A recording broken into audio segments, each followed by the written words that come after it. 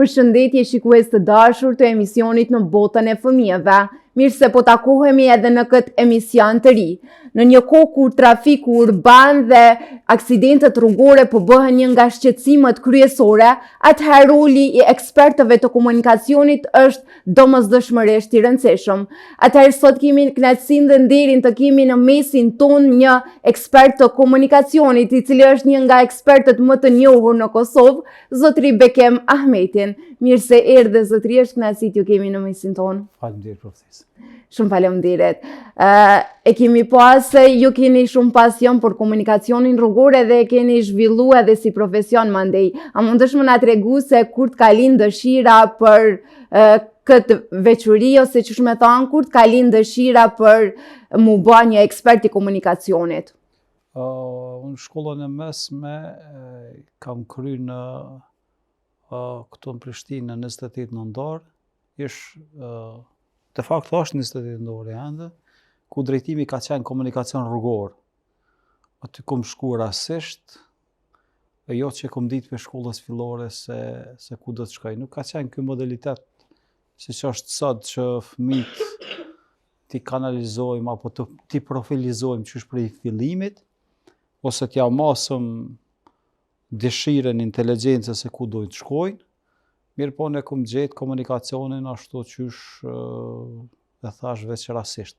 Pastaj në shkollën e mesme kom pa që është një profesion bukur i mirë, kemi qenë gjenerata e dytë në fakultet, sepse Kosova ka pas shkollë të mesme të komunikacionit, për fakultet jo, pastaj ditë pas dite veç se jemi këtu ku jemi. Okej, këtu në mesin tonë, si që dimi, kemi edhe fëmijët të cilët janë të pranishëm në çdo emision. Atëherë kanë edhe këta disa pyetje që kanë mja bu zotrit Bekem. Atëherë mundeni mi vo cilat pyetje që ka dëshironi me pyet. Hajde Nisa. Në cilën mosh nuk kanë të drejtë fëmijët të ulen përpara dhe pse? Faleminderit shumë. Fëmijët nuk kanë të drejtë deri në moshën 12 vjeçare të ulen në karrikën e përparme.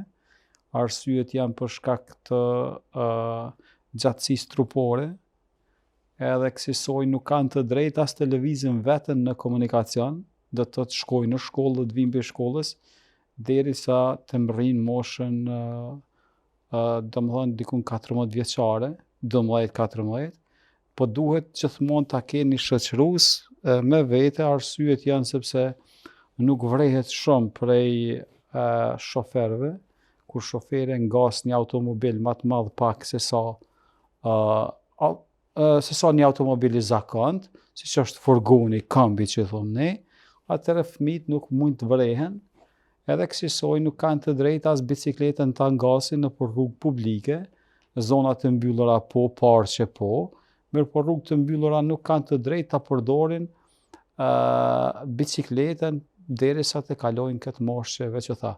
Arsyet janë të shumta, fëmijët nuk dinë që të sillen siç duhet në komunikacion, janë arsye të moshës, sepse me moshën veç disohemi, edhe kësaj praktikisht duhet ta ketë 1% të moshës madhore, që minimalisht jetë i moshës 14 e maksimalisht do të thotë 14-16 vjet e sipër, që ta shoqëroj 1% deri në moshën 12 vjeçare, qoftë ai vajzë apo djalë. A mendoni se prindrit kosovar qoftë mi abu qifin fëmijëve i uljen në sediljen e përparme, edhe çka shkakton, a e shihni si problem kryesor këton, që fëmijët me pas edhe lëndime, qoftë në një rast aksidentit ose diçka e ngjashme? Fillimisht duhet t'ju them që çdo pasaxher që do të ulet në automobil, shoferi është shofer, pastaj pasaxher dihet kush janë, atëherë duhet ta ketë një karrike të veçantë. Fëmijët deri në moshën 12 vjeçare duhet ta ketë një karrikë ku karrika lidhet me rripin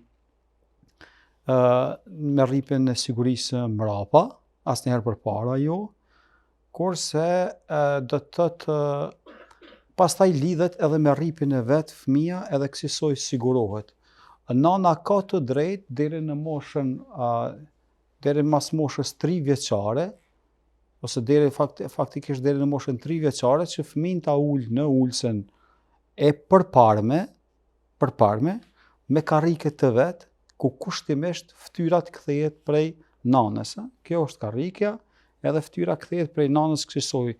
Fëmia shiqon jo ka retrovizori xhamir mbrojtës, mirë po ka xhamir mbrojtës farë se retrovizori janë pasqyret, ka xhamir mbrojtës, mirë po shiqoj kënena ka kabina mrena.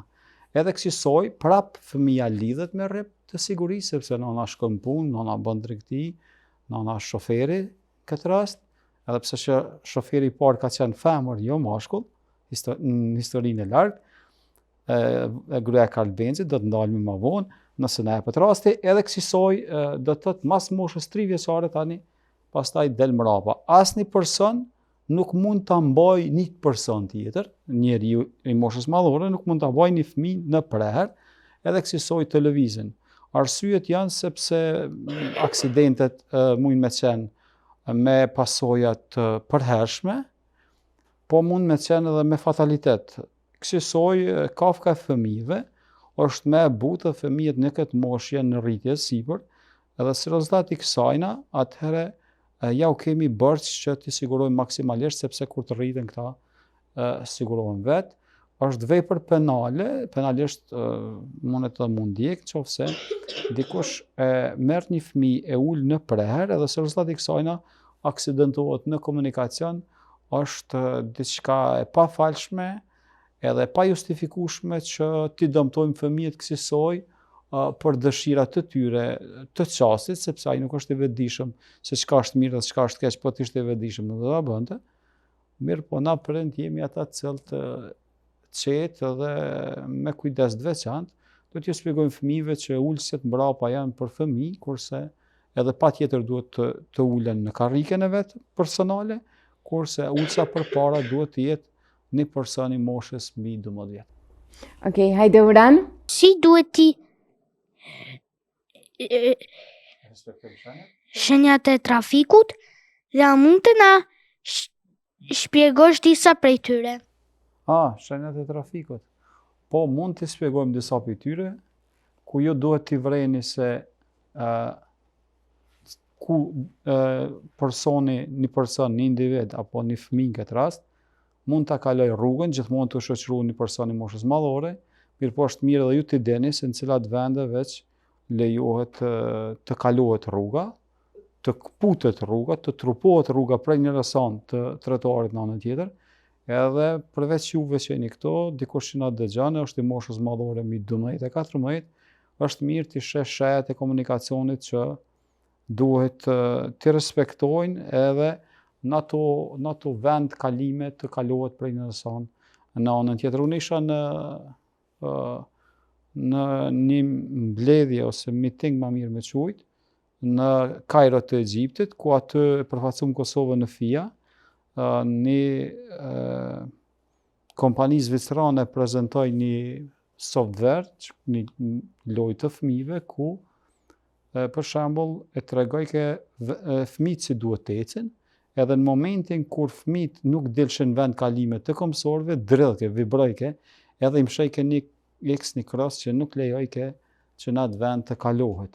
Edhe u shishin qartë, shehet e komunikacionit, ku unë jam mundu disa t'i sjellë për tyre.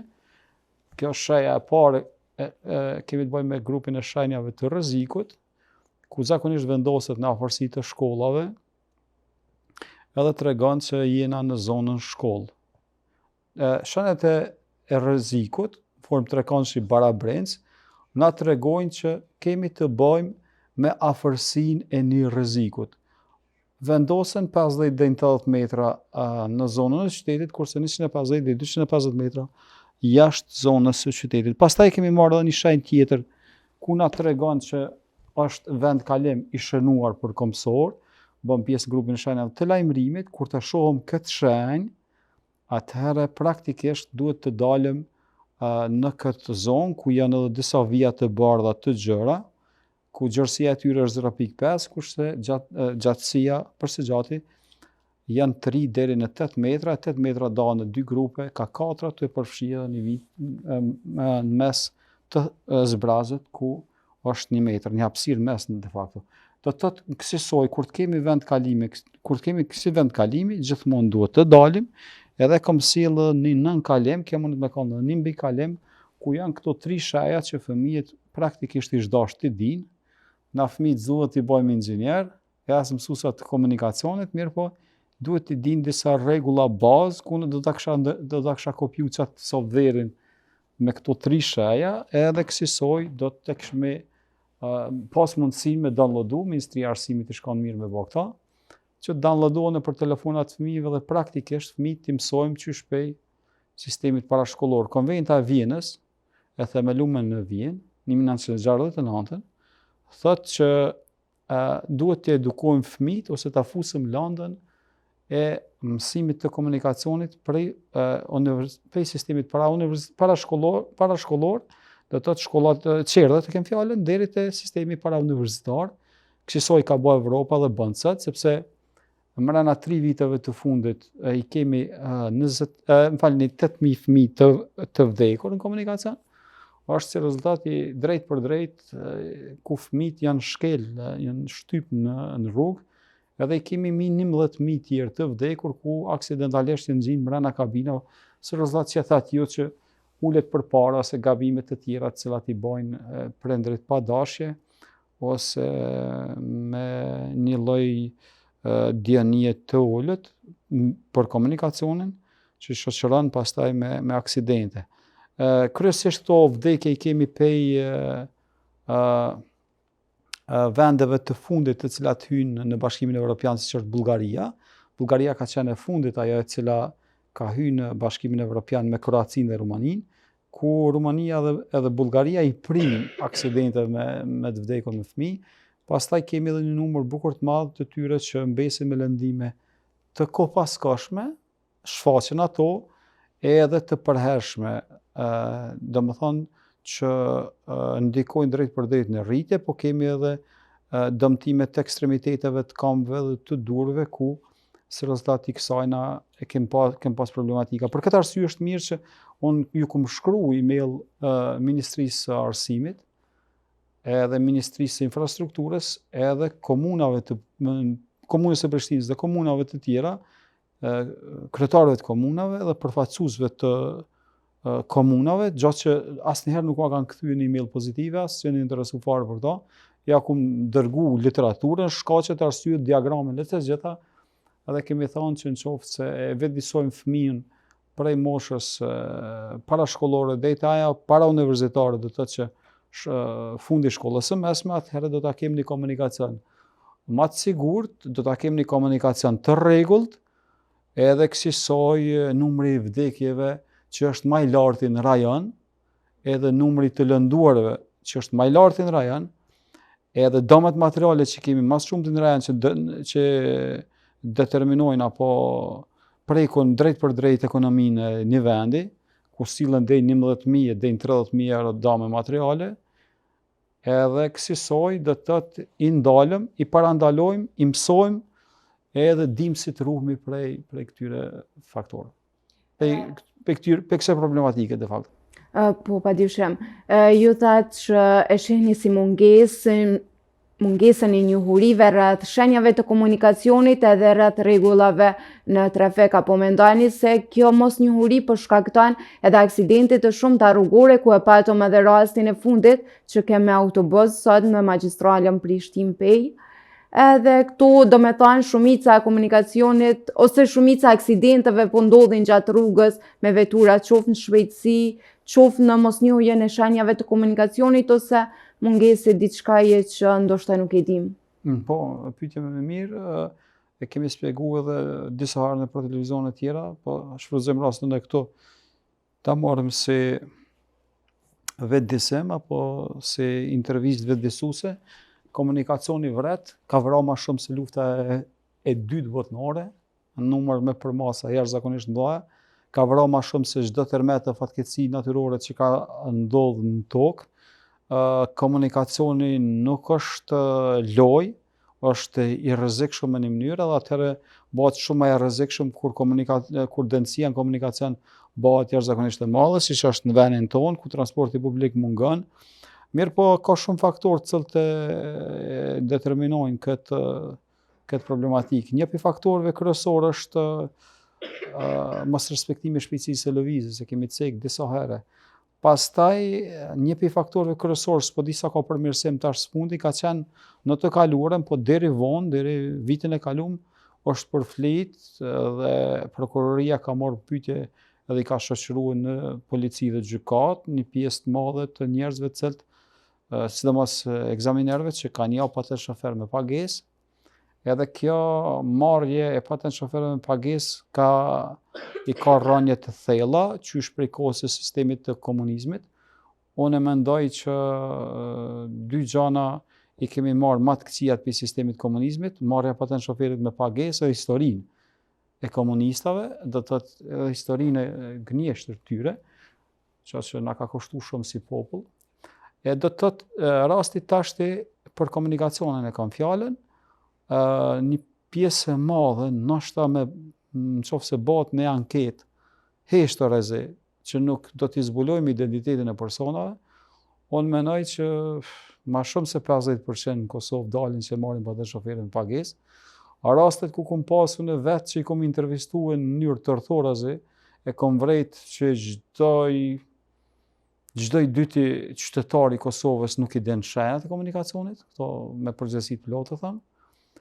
E lëre ma për shembull kur është rasti të kombinimi i komunikacionit drite gjelbërt me gjelbërt, pastaj rregulla krahat djathtë, kur kombinohet semafora rregulla dorës djathtë me semaforin, me shenjën e komunikacionit, kështu më radhë, do të thotë kemi shumë problematika që alojmë shumë, gjatë që edhe shtresa intelektuale e venit e pranon që patent shoferin e kanë marrë me pagesë, ka për tyne që kam ka rastis me bisedu gjatë jetës, ka pas edhe profesionet të ndryshme, një që më ka rastis fundi ka qenë mjek, ku thot vetë, tregon që patent shoferin e ka pagu, sepse nuk ka pas dëshirë në ta mësoj, ose s'po di qka, po kryesorja kemi të bëjmë me kësi lloj problematike. Pastaj temperamenti ka rëndësi shumë. Si popull jemi një prej popujve, statistika që e dhonë dytë ma menë mëdhej në Evropë, të parët ishin portugezët, pastaj jemi na, edhe padurshmëria në komunikacion që shkakton shumë probleme, shumë pasoja, sa dhe pash një shofere, femër, ku i mshën të Boris pa ndërprej, për arsye se autobusi nuk kesh ka kalon, edhe nuk e kuptojnë të që kur dalim komunikacion të gjithë i kena drejtat e barabarta, ose ka raste ku në rrugën në lidhja Prizrenit që lidhet me UÇK-n, dhe qytetarët e dinë, kemi fjalën rruga e UÇK-s të rrethi i Arbris, ka kthesh djathtas atje për lidhjes Prizrenit, më ka ndodhur që kam edhe video ku nuk respektohet fare drita kuqe në semafor, edhe çka të rastis mas keqi që është nan, do këtë bukur veshën, do këtë mirë, shtu do këtë një zoj me qujtë, mirë po fëmina ka për para, edhe si që potencuat ju ma heret, absolut pa kur fare elementi mbrojtës, gjë që ka fëmis është shumë me butë se sa të madhët, shkakton dëmtime shumë serioze në kokë, sidomos. Edhe pastaj kur e shesh që ju e keni vidon, edhe jeni të ingjizu ata, dhe mund pengon komunikacioni shumë, edhe kur e shoh pa rregullsi, duket si mi marr parët për xhepit, dyqysh si ma vjedh një pjesë dijes më duket komunikacioni, jam i prekshëm ashtu edhe ingjizova ata, edhe pastaj ajo u lidh edhe hyke në dritën e kuqe, po edhe prej korsisë së majt tenton të më dalë në korsinë e djathtë, ku jam dy korsi, e korsia e majt është vetëm për drejtë dhe kthem, majtas, nuk lejohet asnjëherë kthimi i djathtas në atë rast.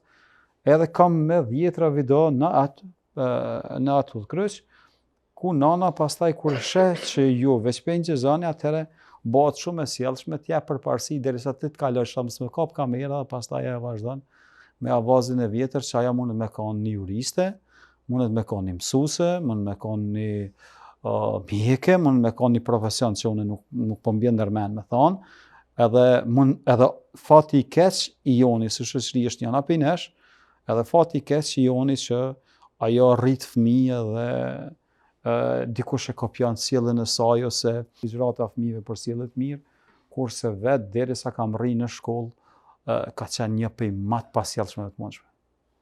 A mendoni se shumica aksidenteve që po ndodhin edhe këtu shumë rreziqe që po shfaqen trafik shkaktojnë edhe pak pasiguri ose frikë për shoferët e rinj që dëshirojnë me marrë patent shoferin ose ka një farë qysh me thonë deja vu ose në i farë traume para se me marrë patent shoferin? Po, shqyqani mundet me qenë edhe ajo, mirë po na mas paku flasëm për komunikacionin e për familje, se mas paku dim vetë për ta, e thash arsyet e shkaqet pse, apo thonë ndryshe, unë jam inxhinier komunikacioni, ku magjistru në komunikacion, ku krye dhe masterin, do të thotë i kam dikon afërsisht 62 provime t'japta me shkrim me gojnë këtë lami, edhe prap ka vend për me zgjeru dije në horizontin tonë, dim pak, shqyr Zotit që s'na paguajnë për ato çka s'dim, po na paguajnë për këto çka dim, se s'kish meritu nashta me marr pagë, po kur tulesh ti në debat, kum hek dorë për debateve dorën zemër, në arsye të shumta, për arsye që pastaj e merr një patent shofer, qysh e merr patent shoferin atje, edhe nalet man ligjërata, jete për komunikacionin, pa kur farë turpi, ose pa ta respektu fare profesionalizmin tënë, në vend që ai ose ajo me mësu diçka prej asaj na çka ki njohuri tipi përvojës tone, ajo fillon edhe të shpjegon.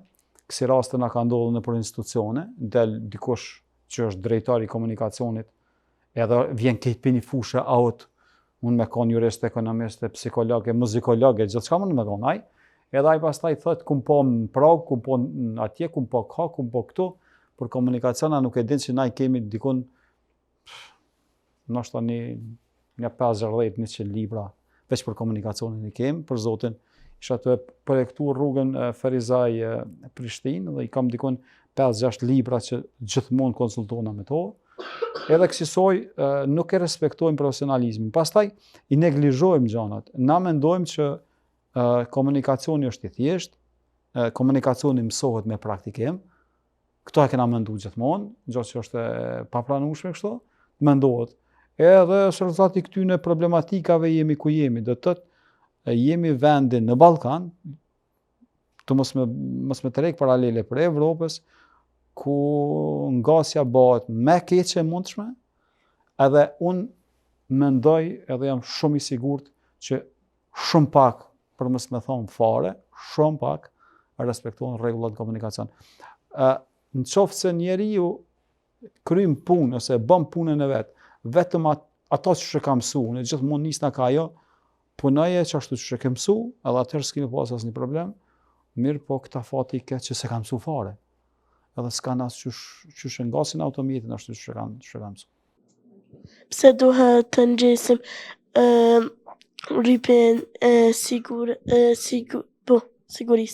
Rripi sigurisë. Rripi sigurisë për fëmijët në moshën 12 vjeçare nuk lejohet që të vendoset rripi sigurisë që vendosin personat të moshës madhore. Arsyeja është që fëmijët janë të vegjël dhe ka mundësi deri te ngulfatja, rripi vjen tani te qafa dikon, për shkak trupit të shkurt të fëmijës, që fëmija është në rritje, mirë po vendoset me karrik, pastaj karrike e ka një rrip sigurisë të vetin, edhe kësaj funksionon. Rripi sigurisë vendoset që në rast të aksidentit mos pësojmë lëndime të forta, të mëdha, dhe si rezultati i kësaj na vendoset rripi sigurisë. Pastaj vinë edhe që quhen airbagat apo jestakat, ku në rast të aksidentit ata dalin, ka raste kur nuk dalin për një defekt, për këtë arsye ka pajisje të veçantë për me nxjerr personin prej automatit që është aksidentuar. E jo rrallëherë janë lënduar shumë personat që janë mundu me nxjerr një person i cili është aksidentuar. Si rezultati i kësaj na, nëse nuk vjen ndihma e shpejtë, ata kanë dëmtuar personin aksidentuar më shumë nashta se vetë aksidenti. E kanë dëmtuar mboshtin kurrizor, e kanë dëmtuar në ekstremitetet e këmbëve, durve, apo edhe kanë shkaktuar fraktura edhe më të mëdha gërvishe kështu që ka shkaktuar gjakderdhje. Problematika pastaj tjetër që ndron që në patent shofert në Republikën e Kosovës nuk shkruan që personat kanë një lloj alergjie, ish dashur me qit me vendos në patent shofer. unë jam alergji për penicilinit, vetë kështu, a rasti, ndodhe që përdu dhe këta me spjegu, ta kem parasysh, imagjina në jem aksidentu edhe unë s'muj me fol, pse aksidenti është shumë i ranë, ose një x personi, x individi, edhe së rezultati kësajna, ajo është alergjine penicilin, edhe vjen ndihma e parë dhe punën e parë që e bën, e jep një penicilin, në qoftë në infuzjon apo qoftë në injekcion drejt për drejtin venoz, ose në muskulor, edhe kësaj personi mundet me vdek mrena një periudhë shumë shkurt. Personat që vdesin në komunikacion për 1 deri në 3 muaj janë si rezultati i aksidentit në komunikacion, edhe pastaj faji jetë që aksidenti në komunikacion, kur kush nuk e teston më trupin e të vdekurit se a ka qenë alergji ndaj barit, se kanë qenë shkaktar personat e tillë, edhe ja u kisha tërheq vrejtën të gjitha, ju kisha bë thirrje institucioneve tona, se di nëse na dëgjojnë për këto, që ta vendosin e patën shofer sidomos këtë problematikë cilën e thash, rripi sigurisë është jetik për mi mbrojt trupin e njeriut prej aksidentit, mirë po ka rast nuk lejohet që edhe personit të lëviz në maicën kështu kiman që i thomë na, për arsye të meshkujt sociala, për arsye se mundet me pas gjakderdhe, po ka rast edhe kur rripi sigurisë ka shkaktuar dhe maviozje, gjatë përplasjes, sepse trupi i njerit rritet 2 ose 3, i rritet pesha në goditje. Goditja është bukur e rëndë, mbaret tash pe cilës anë, mbaret edhe sa ka qenë shtytja dhe goditja, mirë po pa rripin e sigurisë nuk lejohet të ngaset. Është një kulturë që të na nuk praktikohet, çka e shoh nëpër qytet as rrallë kujna ja shoh rripin e sigurisë, edhe pse gjoba është bukur e madhe, edhe rripi i sigurisë duhet të vendoset jo gjatë rrugës kur jemi të ngas autometin. Na kena filluar me lëviz me automet, pastaj na ka rënë ndërmend se duhet me vënë rripi i sigurisë. Jo, rripi i sigurisë vendoset në vendin ku është i ndalën, ku i parkut. Fillimisht e bën rripin e sigurisë, pastaj ndez motorin edhe kësaj lëviz. A sheni të arsyeshme për shembull vendosjen e disa shenjave më të veçanta për mi kap syri fëmijës më shpejt në rastet para zonave të shkollave, për shembull për te kalimin e tyne prej një pjese të rrugës në pjesën tjetër ose të ngjashme? Jo, unë mendoj që duhet mi vendos ato për shoferat, sepse shoferat duhet të ndalin autometin, fëmijët duhet t'i edukojmë që nuk dilet vende pa vend, nuk dilet befas, sepse është një kohë e ndaljes autometit atje, koha reagimit, koha aktivizimit frenave deri te koha e aktivizimit të noflave të frenimit, nuk lejohet që fëmia del athag, e mirë po ta kemi parasysh edhe një gjatë që personat fëmijët cilët lëvizin udhtojnë veten nën moshën 12 vjeçare, ka mundësi që të jenë edhe fajtorë në aksident komunikacionit, jo gjithmonë është ngasi, ka raste kur është shoferi, për shembull, fëmia nuk din të sillet në komunikacion dhe befas del para automobilit, kamionit, autobusit e kështu me radhë, mirë po duhet fëmin me patjetër ta shoqërojmë me një person moshës madhore, asnjëherë nuk lejohet që fëmia të lëviz vetë, imagjinoje tash, sepse fëmia nuk din të sillet në komunikacion, edhe së rezultati kësajna shenjat e komunikacionit duhet vendosen për shofert kur janë të afër zona shkolla, duhet të lëvizin me 30 km/h, se më pak se kaq, se në 25 është më lehtë të ndalet automjeti, kurse na me domos duhet ta shoqërojmë fëmijën. Tash nëse më pyetni ju mua çka keni bë ju me fëmijët e juaj, unë kam 2 vajza veç tash janë rrit ato, mirë po gjithmonë gjithmonë i kena shoqëruar ose unë ose gruaja gjithmonë i kena çuar në shkollë me patjetër. Ato kur najna vo nuk kam prit mrena në shkollë, derisa na jena shku mirë, po asnjëherë në asnjë rast deri në moshën 14 vjeçare, jo deri në moshën 14 vjeçare, asnjëherë nuk kanë lëviz pa një person moshës madhore. A i shihni për shembull disa probleme të infrastrukturës në Kosovë si pasojë e rritjes së numrit të aksidenteve që po ndodhin në trafik gjatë këtyre kohëve të fundit, sidomos? Po shiqa, sa më i madh jetë numri i automjeteve, aq më i madh është mundësia për aksidente. Sa më i dendur të jetë numri i popullatës, aq më e madhe është mundësia për aksidente. Kjo shkon në formë eksplicite, rritet. Mirëpo, problematika tjetër qëndron që kur bëhet planifikimi i zonave urbane, zakonisht bëhet siç duhet. Jo qendrat, që është qendra e Prishtinës, ku mas luftës është mbi popullu, 3-4 fish. Jo, në shtetet tjera nuk lejohet më, unë kisha menduar që qendra e vjetër e Prishtinës të shkon si kuna që ka qenë në vitin, domethënë, para 1999. Qendra e Prishtinës, truhet zona Prishtina e. Pastaj ndërtuan Prishtina e re, nishi, dyshi, treshi, kështu me radhë. Po jo kësaj koncentrimi më i madh bëhet në qendër. E keni vërejt ju? Krejt ministrit, krejt shkollat, krejt janë në qendër qytetit. Pastaj mungesa e transportit publik. Transporti publik me fjalë tjera transport masiv. Imagjinoj për me bart në 80 persona mujnë me hyp me një autobus për 12 metra. 4 metra e gjysë është një person. Një automobil gjatësia. 4 metra e gjysë. 4.5 herët 12 po bojnë, 4.5 herët 80, 225 metra në duhen, për shembull, mi bart 80 vet me një autobus ku hypin 12 vet. Apo kupton, një autobus hypin 12 vet.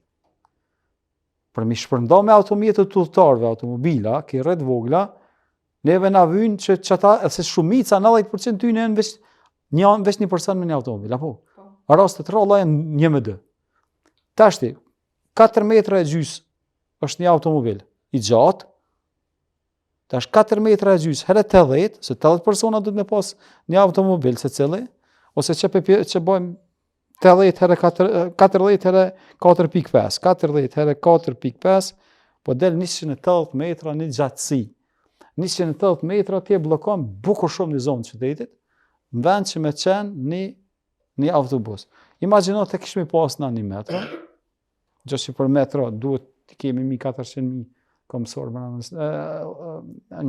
po më në udhëtar më në 24 orëve mirë, po të kishmi pas një tramvaj të rregull, ku do të lidhte Ferizajnë, Obiliqen, Fushë Kosovën, Podijevën, edhe zonën periferike të qytetit, atëherë do ta kishmi shkarkesën shumë madhe në komunikacion. Son shumë herë kum debatu dhe me kolegët mi ku më kanë thonë qyteti është i vogël për tramvaj.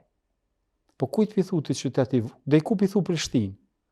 Unë Prishtinë i thëmë dhejtë Prishtina Malla, po. E Prishtinë i thëmë dherin në Devdygoveq. Po Prishtinë i thëmë dherin Makovc, apo? Prishtinë i thëmë dherin në fund në Fushë Kosovës. Fushë Kosovës që lidhë. Fushë Kosovës që bo paralagje Prishtinës. Edhe unë i thëmë dherin Matë atje, në fund Matë atje, i thëmë Prishtinë sana. E shumë është që kjo kaqë. Dherin gati në Lipjanë o Prishtinë, apo? E do më thonë çfarë territorit madh kemi, a na nuk kemi tramvaj. Tramvaj funksionon me lidh periferinë me qendrën. Ç'kjo është logjika? E rrugës për periferi e shfrytëzon edhe qendra. Ç'të funksionon tramvaj? Apo kupton, logjika e tramvajit është kjo. Tash na nuk kemi një transport publik. Unë isha edhe në Turqi në Istanbul, edhe shisha, kam qenë në për Evropën me ne më herët. Po du me thonë ç'është funksionon Evropa, po se po, mirë po, më interesoj shumë, Stambolli kishte diku 22-23 milion banor, ku funksionoi ke me një tramvaj jashtëzakonisht mirë, edhe funksionoi ke bukur mirë, gjë që problematikën ata më të madhe ne kishin me turista, jo me popullatën e vet. Mirë po, na si turista shfrytëzojshëm një bilet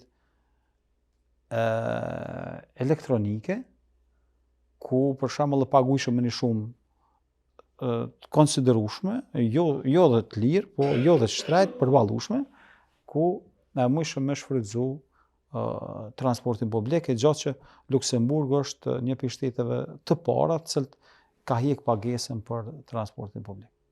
Okej, ju e cakët edhe pak atë pjesën që femra ka qenë pozicje e parë.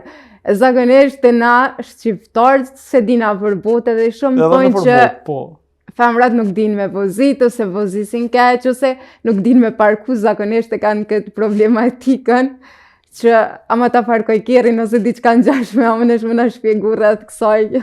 Po, kjo lloj logjike funksionon edhe nëpër çdo vend tjetër të botës, që nashta s'po di, mos është me e theksuar te na, nuk e di ashtu. Mirë po, një parollë në komunikacion apo një lloj logjike e ngasjes funksionon kësaj, thotë nuk ka shofer të dopt, po ka pa përvojë. Nuk e ka përmend tash gjinin këta. Nuk ka thonë nuk ka shofer meshkuj dopt po pa përvojë, po ka thonë nuk ka shofer të dopt por ka pa përvojë. E unë du me shfrytëzu rastin se Karl Benzi ka qenë konstruktori i parë i motorit i një automobili pa tërheqje shtazër. Konstruktori i parë. Kanë shfrytëzu dhe më herët dhe me avull, mirë po me lviz motorin e parë ka kriju kë. Edhe tashti e kanë konstruktu me një lloj hangari, me gruan e vet, Karl Benzi motorin e parë, edhe është patentu, se prej tyne tani pastaj vjen Mercedesi, vinë këto. Unë e më kanë edhe kom vizitu edhe muze në Stuttgart, muzeun e Mercedesit, e kom pa për herë të parë, e kom pa original motorin e Karl Benzit. Edhe jam i fushës edhe më pëlqen motoristika, edhe aty historiku i grus së Karl Benzit është shumë interesant. Evropa ka qenë ndikuar shumë prej kishës. Edhe kanë qenë konservator. E kisha ka thonë që çdo vepër e cila nuk tërheqet pe kafshë vepër djalli. Kështu ka qenë parolla. Po, edhe pastaj, sepse shkenca tani mas ne ka evolu.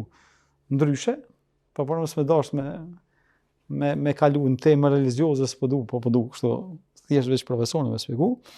E mirë, po, ajo gruaja merr automobilin edhe niset, thot, ju lutem, thot, ma jap burrit, ma jap mua automobilin, thot, se do të dalë unën të lëvizin rrugë, nashta kanë respekt komuniteti për mu, për arsye që unë jam femër, edhe merr automobilin edhe shkon e kalon 12 orë, i kalon 100 km për 12 orë, shkon te motra vet. Gjinia femnore zakonisht çdo ku në botë është më e lehtë ndoshta për familjen se na meshkujt. Këto duhet me pranu.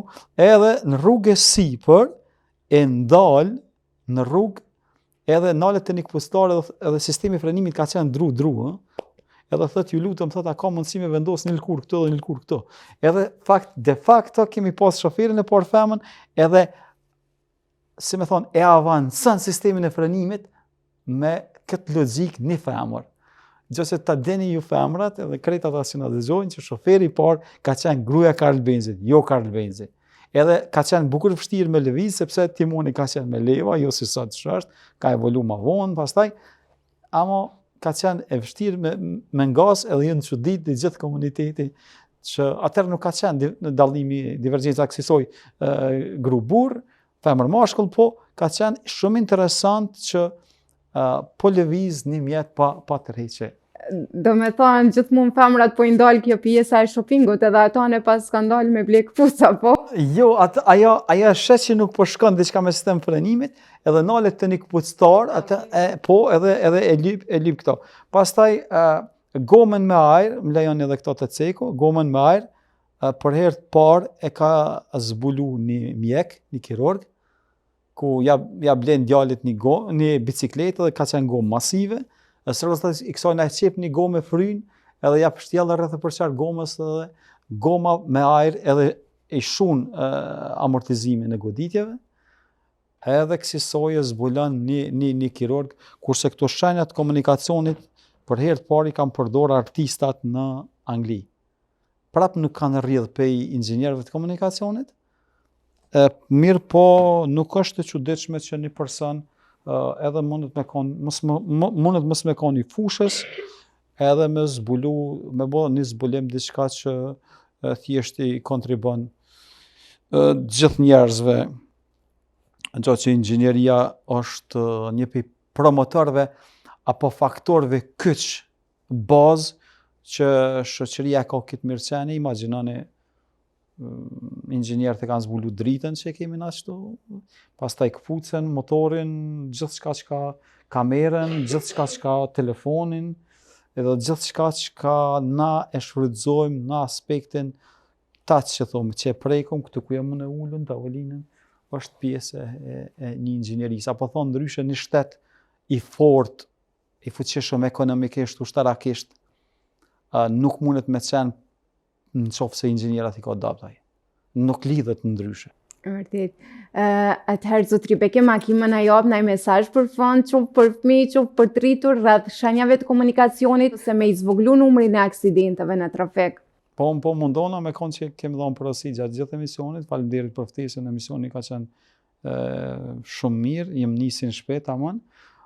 Po, sidomos fëmijët, duhet kenë kujdes gjithmonë kur të kalojnë rrugën, komunikacioni nuk është lojë, duhet njemi të sigurt, sigurohemi pastaj televizëm, mirë po porosia shkon shumë më e madhe për ngasësit që gjithmonë sa herë ta marrin çelësat të dalin televizën, komunikacion, ta kujtojnë që në mujnë me qenë një prej personave që mesin karrocë lëvizë, fillimisht. Bile ka pas njerëz që e bartin karrocën lëvizën në çelësat e automobilit, që atë simbolikën, më falë se mos përna keq kupton kush, simbolikën e karrocës lëvizë, nuk e kam fjalën që ka njerëz që kanë mbet nga karrocë lëvizë ose kanë lidhë, nuk është fundi i botës, mirë po du me dhonë si mesazh dhe parollë që në qoftë se vdes njeriu në komunikacion, përfundojnë vujtjet, po mirë po në qoftë se veç lëndohet asisoj, edhe ka qenë një person dinamik, është shumë problem me vazhdu jetën asisoj, se është e vështirë. Pastaj, shoferët duhet ta dinë që përveç që lëndojnë vetveten, thjesht mund me lëndu edhe të tjerët, gjatë që me vetveten e arsyton, vetvetes mundesh me ja falë çdo gabim, po tjerët nuk ta falen, thonë. Edhe kësaj tu e rujt vetveten, de facto e rujm komunitetin, e rujm tjetrin, personin në palën e tretë, edhe kësaj vetëdijsohemi për komunikacion, ju lutem që patën shoferin ta mësoni, sepse është një lloj licence që e ki për jetë. Unë do ta kisha bë të paktën çdo 5 ose çdo 10 vjet me bë një test për çdo person i cili ka patent shoferin, pavarësisht a ka se ka. Atëherë kur të bëjmë kontrolla mjekësore, ta mushëm një test tek shirëm, a jemi në gjendje të angasëm, a kem harru diçka, apo kësaj se të bëjmë në elektronik, pa emër mbi emër, vetë se dush me nështru atje lloj testi, po mbetet të shihet ma vonë nëse reflektojnë diçka. Edhe njerë të falimderoj shumë për mundësit, edhe inshallah porositë tona kanë dhënë një kontribut, ose kanë pas të paktën kuptim, këto shpresoj shumë, edhe du me besu kështu që të paktën kush na ka dëgjuar, ka kuptuar që komunikacionin nuk është. Ka njëherë edhe që shtojnë ma mirë 5 minuta ma vonë se sa të mos shkosh fare në atë kem. Pra, shpejtësia ka rëndësi edhe që po i merë shumë jetë, qoftë të ngasëse, qoftë edhe personave komësor që po janë trafik. Atëherë shumë faleminderit që ke ardhe dhe i ke nda krejt këtu informacione me neve. Faleminderit shumë, faleminderit. Gjithashtu e falenderojmë edhe sponsorin tanë Herta Kids, i cili u përkujdes për veshjen time, në të cilën mund të gjeni veshje për të rritur, veshje për fëmijë, gjithashtu e kanë edhe pjesën e restorantit ku ju mund të shërbeheni me ushqime të ndryshme. Atëherë shikues të dashur, që jemi në emisionin e radhës.